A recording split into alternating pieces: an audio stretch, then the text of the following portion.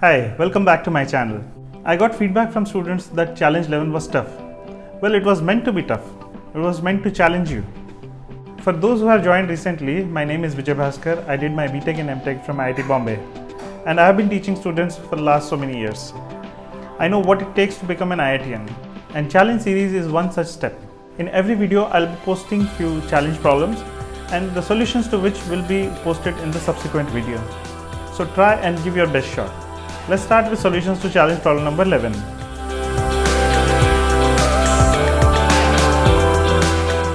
Hi, welcome back. Let's start with question number 1. It's an interesting problem. Now here we notice that the right side is an odd number. If the right side is an odd number, left side also needs to be an odd number. And the product of three numbers which are integers needs to be odd, means individually all three of them needs to be an odd number. So a plus 3b is odd, 5b plus 7c is odd, and 9c plus 11a is odd. When we add three odd numbers, we'll get the output as odd. Take any three odd numbers and when you add them, you will always get an odd number. Whereas what is happening in the left side, let's see. So I'll get 12a plus 8b plus 16c. Now this, for any value of a, b, c which are integers, left side will always be an even number. Now left is even number whereas right side is odd number, therefore it is never possible. Therefore the correct answer is no solution. There will be no solution for integer values of a, b and c. Now let's look at question number 2. First thing that we notice here is that this is infinite continued fraction. Let's look at the quantity which is inside the root first. If I call it as L n plus 1, then it will be equal to 2207 minus 1 upon ln.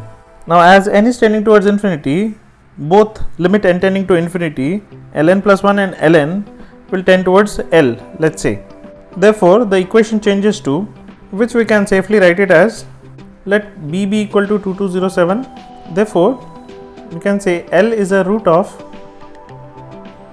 x square minus bx plus 1 equal to 0. And we can be specific and we can say it will be the greater root of, L is the greater root of x square minus 5x plus 1 equal to 0. Let's call it as equation 1. Now we want to find an equation whose root is root L. So let alpha dash be equal to root L. Therefore L is equal to alpha dash square.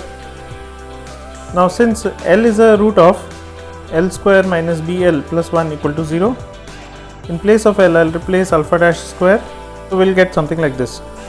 Therefore, alpha dash is the greater root of x4 minus bx square plus 1 equal to 0. This is a biquadratic equation. We can simplify this by making a perfect square. I will write like this. When we take square root, we can write like this. Therefore, alpha dash is a greater root of plus 1 equal to 0.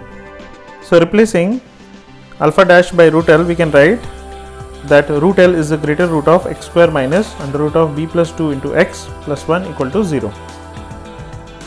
So if I write both first equation and second equation together, we can say that if L is a root of x square minus bx plus 1 equal to 0, then root L is the greater root of x square minus root of b plus 2 into x plus 1 equal to 0.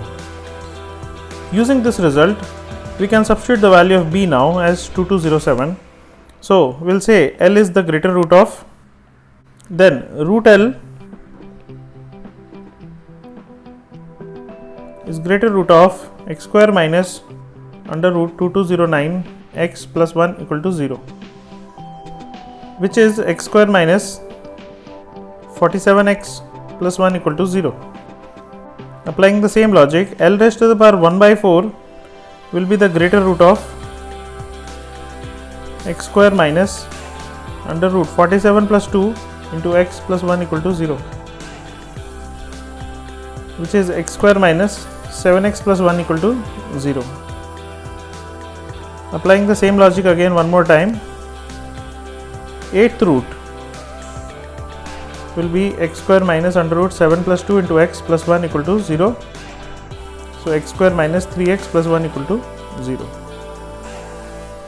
Therefore, applying the formula method, we can write, therefore L raised to the power 1 by 8 is equal to 3 plus root 5 by 2.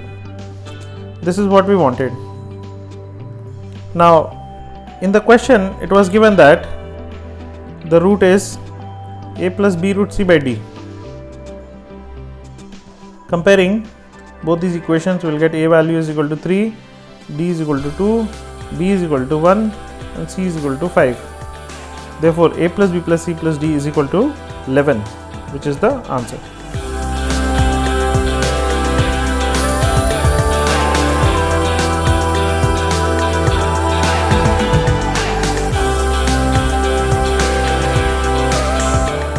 Now let's look at question number 3. Another interesting problem. We need to evaluate the value of I1 and I2 separately, and then we need to find the ratio. Now let's look at I1. I1 is 0 to pi. This we can write like this: 2 times 0 to pi by 2. Then the same expression. We are applying this formula: 0 to 2a fx dx is equal to 2 times 0 to a fx dx when f of 2a minus x is equal to fx. So here we are observing that by replacing x by pi minus x, there is no change in the expression. That's why we can write it like this. Let's look at these sign terms. Now if you remember from trigonometry, there was one formula: sine of alpha plus sine of alpha plus beta, so on up to sine of alpha plus n minus 1 beta. The angles were in arithmetic progression, and its sum was sine, and difference is beta here by 2 divided by sine difference by 2 into sine of first angle, which is alpha plus n minus 1 into beta whole divided by 2, first angle plus last angle by 2. Now the expression which is given in the question matches with the formula which is given in here. Therefore on comparing, we can say n beta by 2 is equal to 884x, beta by 2 is equal to x, which is the denominator, and 2 alpha plus n minus 1 into beta whole divided by 2 matches with 1122x. Solving all three equations, we will get beta is equal to 2x. If I substitute that into the first one into the second equation, we will get n into 2x divided by 2 is equal to 884x. Therefore n will be equal to 884. Substituting these values in the third equation, we will get alpha plus n minus 1 into beta, beta is 2x divided by 2 is equal to 1122x. This gets cancelled out, n is 884, so we will get 883x equal to 1122x. From here we will get the value of alpha will be 239x. So we got the value of alpha, we got the value of n, we got the value of beta. Therefore this can be written as sine of 239x, which is sine alpha, plus sine of alpha plus beta, beta is 2, so 241x, up to the last term. Last term of this AP will be 2005x.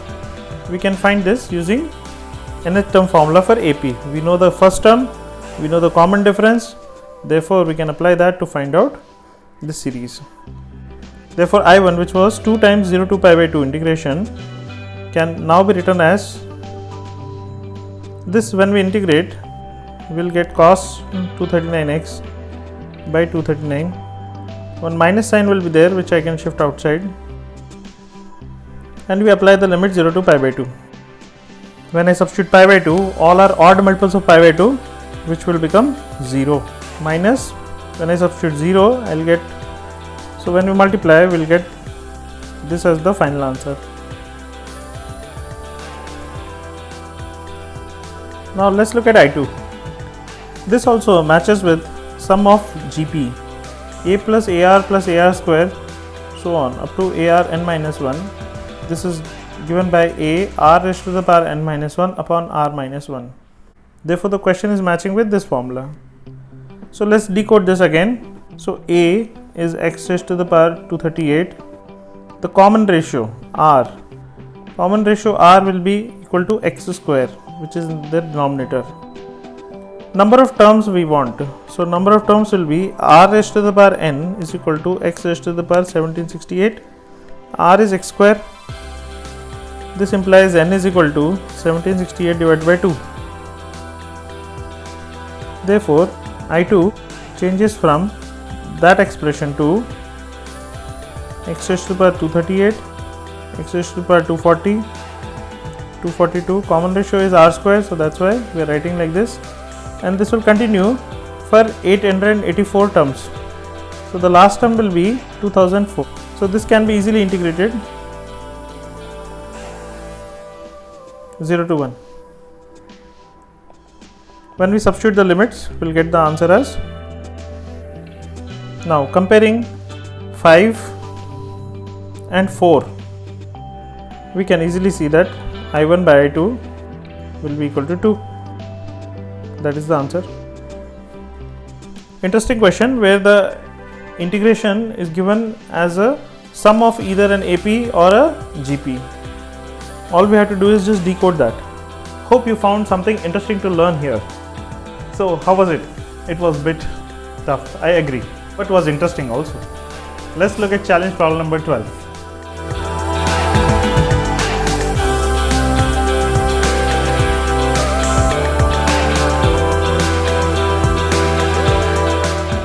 Well, thank you so much for liking the channel and subscribing to it. Alright, see you in the next video.